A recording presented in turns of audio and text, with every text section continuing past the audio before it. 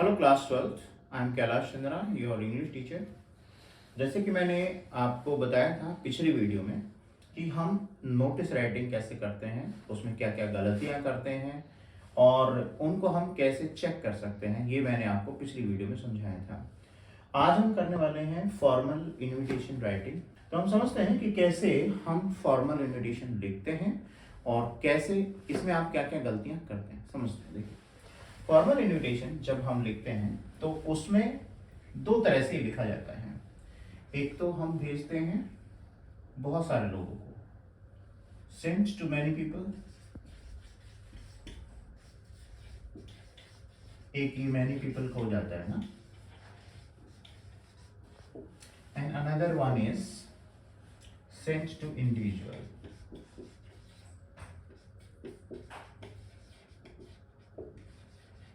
यानी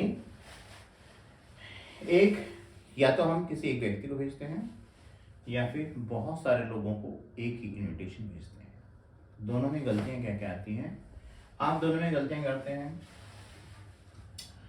अगर हम इसकी बात करते हैं तो इसमें क्या आता है, इसमें हम नेम ऑफ इनवाइटी, तो जो इनविटेशन हम बहुत सारे लोगों को भेजते हैं उसमें नेम ऑफ होस्ट ये आप छोड़ देते हैं, कभी कभी आप लिखते नहीं हैं, ठीक है। और इसके नीचे standard expression. Standard expression, standard expression क्या है,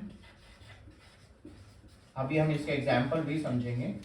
तो स्टैंडर्ड एक्सप्रेशन क्या आता है, स्टैंडर्ड एक्सप्रेशन जो मैं इन्वर्टेड कॉमा में लिख रहा हूं, request the pleasure of your company. अब हर चीज अलग अलग आएगी। On the occasion, on the occasion, यहां पर हमने ऑन लिखा, ऑन द ओकेजन ऑफ, अब यहां क्या ओकेजन है, यहां पर ओकेजन का नाम आएगा। तो ये हर अलग अलग लाइन में आता है और आप लोग यहीं पे गलतियां कर देते हैं। दूसरा, आप जो इंडिविजुअल को नोटिस भेजा जाता है, सॉरी इंडिविजुअल को जो इनविटेशन भेजा जाता है उसमें दो एड्रेसेस आते हैं, सेंडर्स एड्रेस, रिसीवर्स एड्रेस, दोनों एड्रेस लिखने होते हैं और आप दोनों को मिस कर देते हैं। यहाँ उसमें डेट आता है, प्रॉपर स्पेसिंग होती है, तो वो सारी चीजें आप लोग मिस करते चले जाते हैं, तो वहां पर आपके मार्क्स कट जाते हैं। तो आपको ये ध्यान रखना चाहिए, जब कभी भी हम एक इनविटेशन बहुत सारे लोगों को भेज रहे हैं तो वहां पर हमें क्या लिखना है, नेम ऑफ होस्ट। इसके बाद हमें लिखना है स्टैंडर्ड एक्सप्रेशन। और स्टैंडर्ड एक्सप्रेशन क्या है, request the pleasure of your company. पहले क्या होता था, उसमें कंपोनेंट्स में लिखा जाता था कि आप इसको थर्ड पर्सन लिखेंगे, और थर्ड पर्सन में क्या था, request the pleasure of the company of, किसकी कंपनी, किसकी कंपनी में किसको बुलाना चाहते हैं, company of Mrs and mister Rahul. तो फिर वो अगर हमने किसी का नाम ही ले दिया तो इंडिविजुअल के लिए हो गया, तो इसीलिए उसको चेंज करके किया गया, सीबीसी ने किया your, request the pleasure of your company on the occasion of, और फिर हम सारे ओकेजन्स को एक लिस्ट, प्रोग्राम, हम एंड में जो लिखते हैं RSVP। आप में से कोई मुझे बता सकता है कि RSVP का मतलब क्या होता है, बता सकते हो? तो एक बार कमेंट करके बताओ कि RSVP का मतलब होता क्या है। क्या ये इंग्लिश वर्ड है या कोई और लैंग्वेज एक्सप्रेशन है, ये बता सकते हैं? अब जिन्हें नहीं पता, हम लिखा हुआ देखते हैं अक्सर, जो कार्ड्स हमें मिलते हैं या इनविटेशन जो मिलते हैं उस पर हमें लिखे हुए देखते हैं RSVP। एक्चुअली इसका मतलब क्या होता है, ये एक फ्रेंच एक्सप्रेशन है, रिमेंबर, रेस्पोंडेज सिल्वर प्लेटिंग, ये इसकी फुल फॉर्म है। और इसका मतलब क्या है, इसका मतलब है रिप्लाई, इंग्लिश में नहीं, okay, reply if you can please, okay. तो फ्रेंच एक्सप्रेशन क्या हुआ, रेस्पोंडेज सिल्वर प्लेटिंग, करेक्ट। तो ये हम अब एक बहुत अच्छे से क्वेश्चन समझते हैं। पहले एक क्वेश्चन लिखेंगे और क्वेश्चन के थ्रू हम समझेंगे कि जब बहुत सारे लोगों को एक इनविटेशन भेजा जाता है तो उसको हम कैसे भेजते हैं। चलिए देखते हैं। तो क्वेश्चन है, draft a formal invitation on behalf of Mrs and Mr Gupta to be sent to their, let's correct it, their relatives for their daughter's marriage. That means कि मिसेस और मिस्टर एंड मिसेस गुप्ता अपनी बेटी की शादी के लिए invitation भेजना चाहते हैं, तो उनके बिहाफ पे आप इस इनविटेशन को कैसे ड्राफ्ट करेंगे, इनविटेशन के कंपोनेंट्स क्या हैं और कैसे इसको करेक्टली लिखा जा सकता है ताकि आपके बोर्ड में मार्क्स पूरे आए। तो कैसे लिखेंगे, मैंने बताया था पहले क्या आएगा, नेम ऑफ होस्ट। तो name of host Mrs and Mr Gupta. Okay, next expression, standard expression, solicit your benign presence आप लिख सकते हैं और बहुत सिंपल है, बहुत सिंपल है, इसको याद रखना। वो ये है, request the pleasure of your company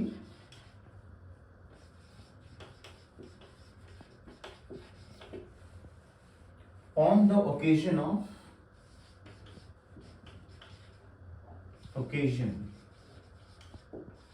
of their daughter's marriage। आप देख पा रहे हो यहां पे मैं थर्ड पर्सन यूज कर रहा हूं, their daughter's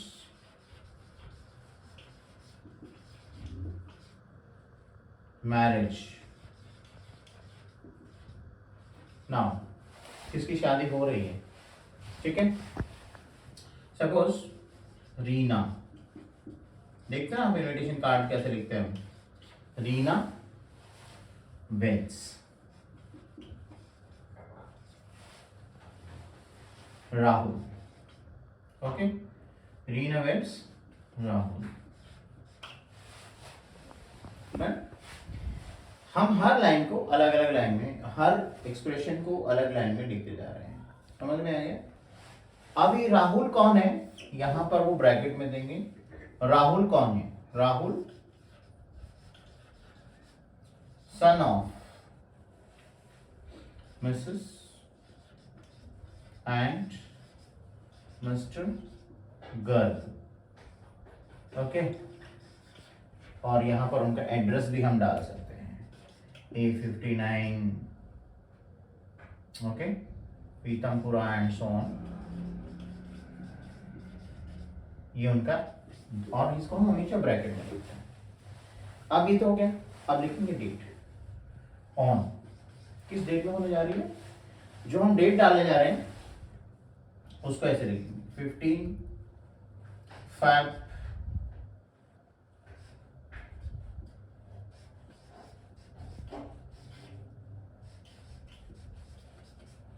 2026। ओके, तो ये हो गया।